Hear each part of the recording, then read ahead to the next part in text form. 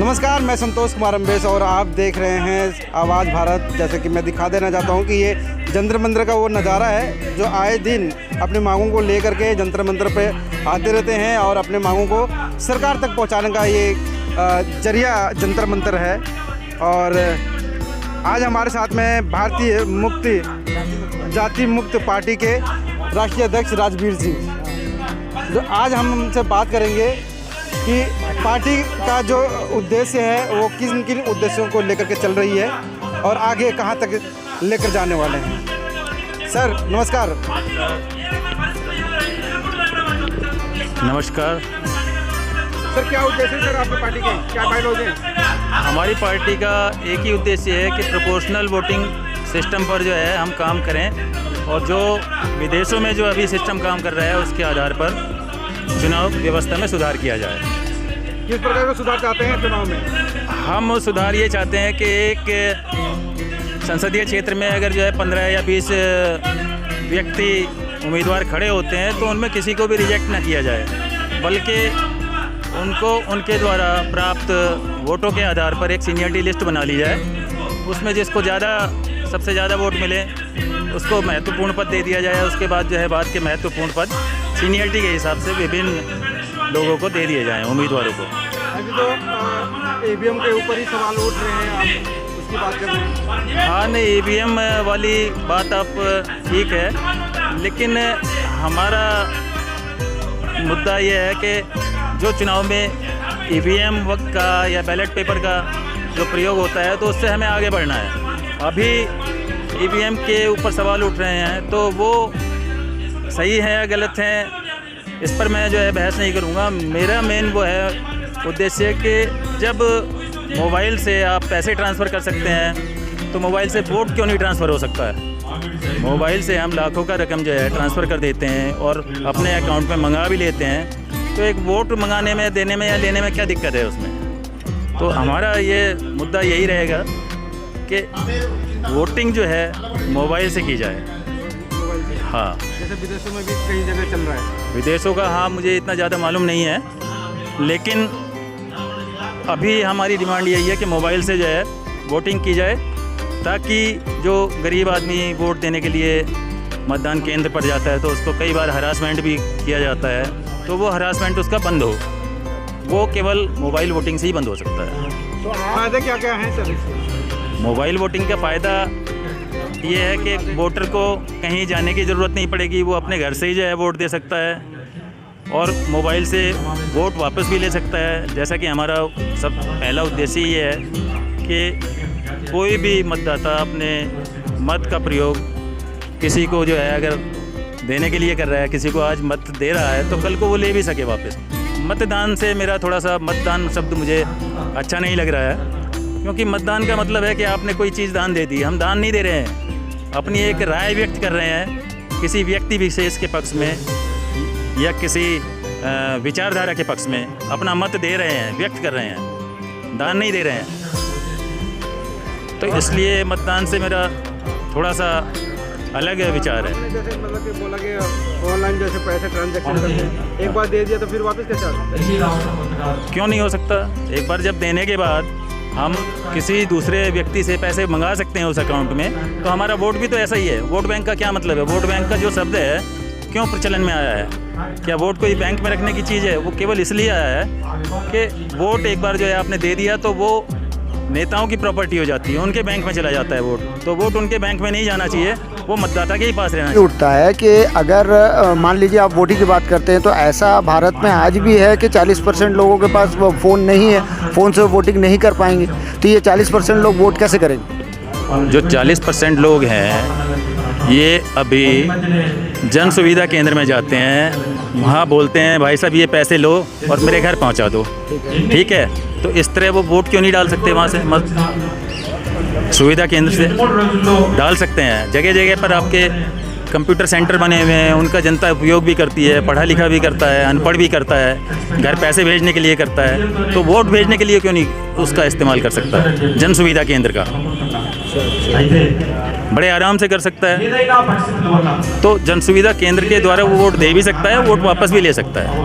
अच्छा, मतलब जैसे हम मोबाइल में या व्हाट्सएप पे या किसी पर भी कोई मैसेज कर देते हैं, मैसेज करके हम चाहे तो उसको डिलीट भी कर सकते हैं। हाँ, कुछ इसी तरह उसी पैटर्न का हो, कुछ इसी तरह का सिस्टम जो है बनाना पड़ेगा गवर्नमेंट को।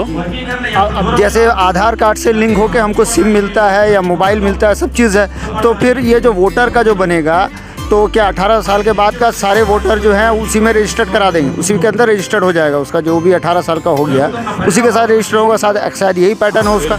बिल्कुल यही पैटर्न होगा। 18 साल के बाद आपको एक वोटर आईडी मिल जाएगी, उस आईडी का यूज करके आप किसी भी जन सुविधा केंद्र में जाएंगे, वहाँ जाकर आप जो है आपको बोलना है कि मैं इस फला व्यक्ति को वोट देना चाहता हूँ, तो आप दे सकते हैं। वो जन सुविधा केंद्र का, अगर आपको कंप्यूटर नहीं भी आता है तो जन सुविधा केंद्र का मालिक आपके वोट को आपके बताए हुए प्रत्याशी को ट्रांसफ़र कर देगा।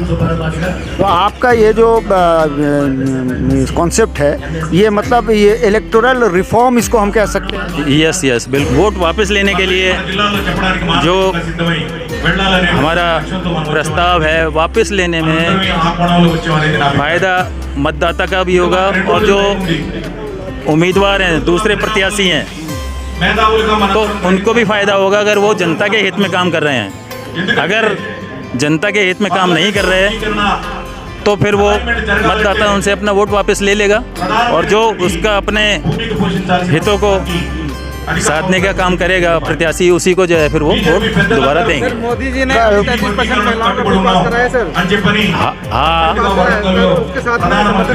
हाँ बिल्कुल, मैं मोदी जी के इस बिल का समर्थन करता हूँ, और मोदी जी का 1 नेशन 1 इलेक्शन का भी मैं समर्थन करता हूँ, क्योंकि इलेक्शन में बहुत सी चीज़ें ऐसी हैं कि पैसा, सबसे पहले पैसा बहुत खर्च होता है, लोगों को छुट्टी करके इलेक्शन के लिए जाना पड़ता है। तो इसका अगर हम कैलकुलेशन करें तो करोड़ों अरबों रुपए में बैठता है ये खर्चा, वो खर्चा बचेगा।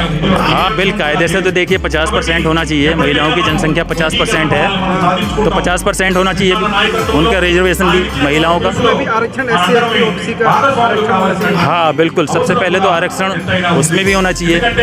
ये तो टोटल जो है आपके उम्मीदवार हैं लोकसभा के लिए, सबका आरक्षण है। 131 में आधे महिलाओं के लिए हो जाएंगी सीट रिजर्व, आधे जो है पुरुषों के लिए। और आप कह रहे हैं अभी वो जो बात हो रही है, नहीं, आप महिला आरक्षण बिल का मतलब ये थोड़ी है कि 131 जो है MP हैं हमारे शेड्यूल कास्ट के, उनको जो है आधा कर देंगे या 1/3 जो है घटा देंगे, ऐसा तो नहीं कह रहे मोदी जी। फिर उनके कहने का मतलब तो मैंने बिल देखा नहीं है, इसलिए मैं कह नहीं सकता हूँ, लेकिन 33% अगर महिलाओं का हो जाता है आरक्षण तो बहुत अच्छा है। उसमें SC ST OBC की महिलाएं, माइनॉरिटी की जो महिलाएं हैं, क्या उनको अधिकार मिलेगा इस बिल के जरिए से? ये तो उनको तो वो संघर्ष के बिना कोई अधिकार कभी हासिल होता है? कोई आपको थाली में परोस के देता है? उसके लिए संघर्ष करना पड़ेगा। मोदी जो है आज हमारे साथ हैं मेहमान, यहाँ हम पूछेंगे, स्वयं इनका परिचय खुद ही जानना चाहेंगे और कहाँ से ये खुद बताएंगे। कहाँ से हैं सर? सर मैं उत्तर प्रदेश से रहने वाला हूँ और एक 10-12 साल से गोवा में सेटल हूँ। क्या करते हैं आप? बस यही समाज सेवा और परिवार के लिए कुछ छोटा मोटा बिजनेस। अच्छा, यानी सेल्फ एम्प्लॉयड हैं आप।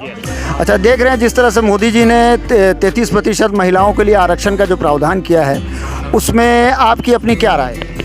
अब जो 33% आरक्षण वो किया है, वो उसका ब्यौरा क्या है उस बारे में मैंने नहीं देखा, लेकिन ये जो 33% में यदि टोटल महिलाएं की हैं और उसमें जो विशेष वर्ग है गरीबों का, उनके लिए यदि आरक्षण नहीं है तो ये बहुत बुरा है, और यदि उनके लिए वो आरक्षण सुरक्षित है तो फिर ये बहुत अच्छा है जी। अच्छा, अभी जो है हालात जो चल रहे हैं, जिस तरह से सनातन धर्म पर जो है बहुत अधिक जो है ये हो रहा है, तो आपको क्या लगता है कि ये सच में ये कोई राजनीतिक स्टंट है? मैं ये कहूँगा कि अंधेर नगरी और चौपट राजा, ऐसे ही हमारे देश की कहानी कुछ चल रही है, तो आप समझ लीजिए इसी से। तो मतलब किसको आप अंधेर कहेंगे? क्या अंधेर नगरी इसलिए कहेंगे कि राजा चौपट करता जा रहा है और जनता आंख बंद करके देख रही है, तो अंधेर नगरी ही है। जब 80 करोड़ लोगों को 5-5 किलो राशन मिल रहा है ना, वो अमृत काल हो गया है, फिर क्या दिक्कत? भी समझ लीजिए, वो कुल मिला के ये है कि वो जानते हैं कि हमारे देश की जनता की सोच कितनी है और हम इसे कैसे अपनी तरफ आकर्षित और भ्रमित कर सकते हैं। वो इतने विद्वान हैं, इसलिए वो समाज की मानसिकता को मोड़ना और तोड़ना जानते हैं और इसलिए वो सफल भी हैं। अच्छा, संसद का विशेष सत्र चल रहा है, आपको क्या लगता है ये सत्र जो है चलना चाहिए या नहीं चलना चाहिए? नहीं, सत्र चल रहा है, अब वो चलना चाहिए ना चलना चाहिए इस बात पे निर्भर करता है कि उसका सब्जेक्ट क्या है और उसके जो कानून नियम जो बना रहे हैं, जो पास करवा रहे हैं, जो बिल हैं, वो किस आधार पर काम कर रहे हैं, वो सब पे निर्भर करता है। चलना या ना चलना इम्पोर्टेंट नहीं है, इम्पोर्टेंट है बिल। प्रोपोर्शनल वोटिंग पर आपका क्या विचार है? तो देखो, प्रोपोर्शनल वोटिंग एक तरह से हम देखते हैं लोकतंत्र की आधारशिला है। कैसे कि जैसे हम किसी को काम पे रखते हैं, जो सरकारी जितने भी कर्मचारी हो चाहे कुछ भी हो, सब जनता के सेवक ही होते हैं, सर्वेंट होते हैं, नौकर होते हैं। तो जैसे हम एक व्यक्ति को काम पे रख लेते हैं और हम उसे तनख्वाह देते हैं और बाद में वो हमारा मालिक बन जाता है और फिर हमको ही नौकर बना लेता है, हमारे साथ शोषण करता है, अत्याचार करता है, हमसे 5 साल तक काम करवाता है, हमसे टैक्स भी लेता है, सब कुछ हमसे करवाता है। तो कहीं ना कहीं हमें वो पावर होना चाहिए कि हम उसको नौकर बना रहे हैं तो वो मालिक ना बन पाए, हम उसे नौकर की श्रेणी में रखने का भी अधिकार होना चाहिए और ये हमारे वोट वापस लेने से ही आ सकता है। आप इस वीडियो के बारे में अपनी राय अवश्य दें तथा वीडियो को लाइक, शेयर और कमेंट्स साथ साथ चैनल को सब्सक्राइब करना न भूलें। धन्यवाद।